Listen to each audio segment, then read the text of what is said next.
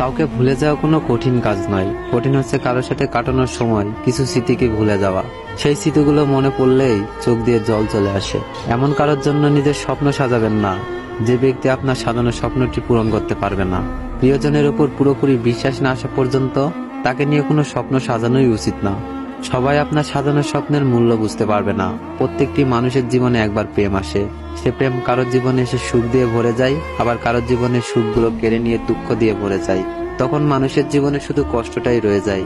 যদি কেউ বুঝতে পারে আপনি তাকে মন দিয়ে ভালোবাসেন, হয়তো সে প্রথম প্রথম ঠিকই আপনাকে ভালোবাসবে, তবে ধীরে ধীরে দেখবেন পরিস্থিতির সাথে সাথে সে পরিবর্তন হচ্ছে। তখন আপনি তার কাছ থেকে শুধু দুঃখ, কষ্ট, আঘাত, অপমান, অবহেলা, প্রতারণা ছাড়া আর কিছুই পাবেন না।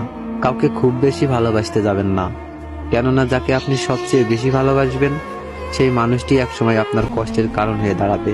কখনোই কাউকে বেশি আপন ভাবাটাই ঠিক নয়, কেননা কিছু সময় পর সেই ব্যক্তিটি আপনার পর হয়ে যাবে। কখনোই প্রিয় মানুষের কাছে নিজের দুর্বলতা প্রকাশ করবেন না। যদি আপনি প্রকাশ করেন তাহলে সে আপনার দুর্বল জায়গায় আঘাত করবে।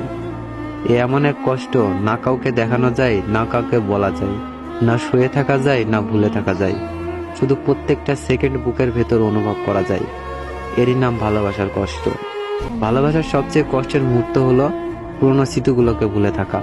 মানুষ চোখের জলের মূল্য ততদিন বোঝে না যতদিন না সেটা তার নিজ চোখ দিয়ে বের হয়।